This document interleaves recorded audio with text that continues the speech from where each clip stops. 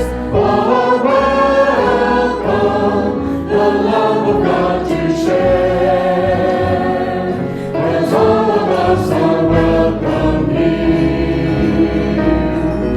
All are welcome in this place. Okay. I'm so ready for this. Me too. I am just so excited. It's the best thing ever. Oh! Hi! And welcome to the Kids Table. I'm Allison. And I'm Allie. Today we begin our first online series. We are going totally digital. I love that we can use YouTube as a way to stay connected with our awesome kids. That's a great way to think about it, Allie. We definitely have to stay positive in these changing times in our world. During Sunday school, we at Bozeman United Methodist Church have been focusing on the days of Holy Week. Last time we were together, we talked about Palm Sunday and did a palm processional throughout the whole church, and it was a lot of fun. It was really fun. But today we move into kind of a serious and more sad part of Holy Week. Today we're going to talk about Maundy Thursday. Maundy Thursday. That's kind of a weird word. What does that mean? So Maundy Thursday is remembering Jesus' Last Supper and with his disciples before he got crucified. The Last Supper. That sounds familiar. Isn't that why we celebrate communion? That's right, Allie. And to teach us all about communion today is our first guest star, Reverend Amy Strader! Yeah, everybody!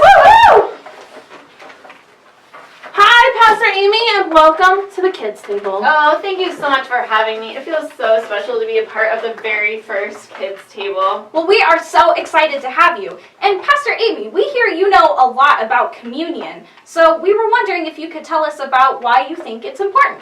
Yeah, well, to start off, let's just remind ourselves that communion is when we're together in worship and we have the bread, and for United Methodist, we use juice. And oftentimes you'll either be given a piece of bread or you'll take one, and sometimes you dip it into the cup, sometimes you have the little cups. And it's basically a way that Jesus gave us to remember him and remember what was important to him. He knew that it was probably going to be pretty hard to kind of hold on to the things that he said. So he gave us this like tangible way, a way that we can actually touch with our fingers and put into our bodies that helps us to remember the things that he said were important and to remember the ways that he asked us to live. And it also is a way that we can like really feel it like inside ourselves of the meaning of his life and of his death and of his resurrection. So I know it can seem a little weird when we talk about like, body and blood, but it's really just a way for us to hold on to Jesus inside ourselves.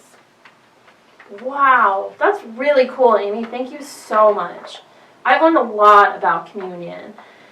But how do we practice communion when we don't have a pastor like you to bless the elements? That's a really good question, Allie. Thank you. I think I've heard something about like a love feast. Do you think you could tell us more about that?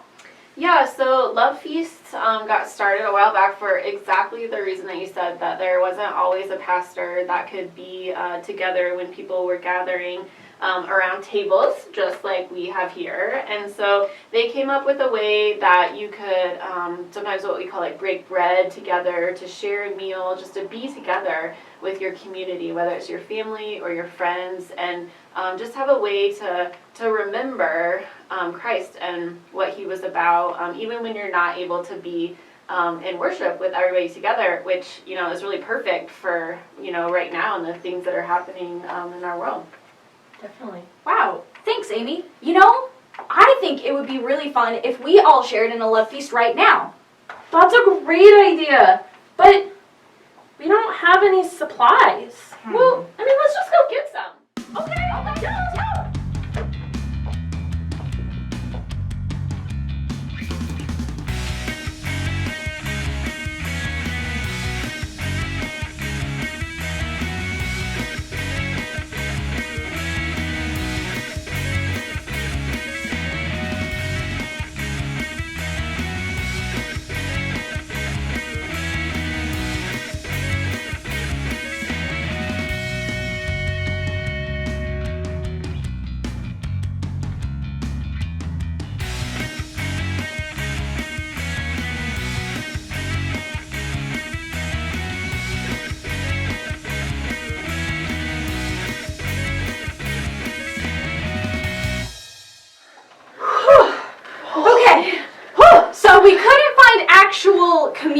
items.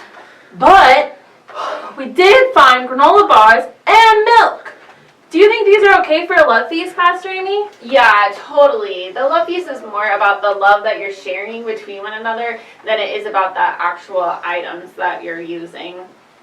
Great. So, kids, if you have some items that you want to use for your love feast, this is the time to go get them. Go on. Go ahead. Go. We'll wait. Go. We'll wait.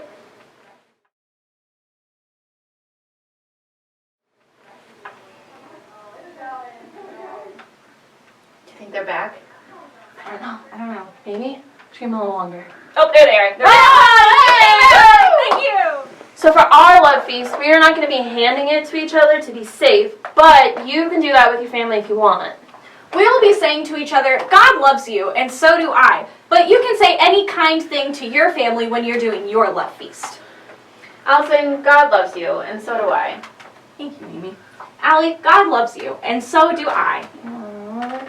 Amy, God loves you, and so do I.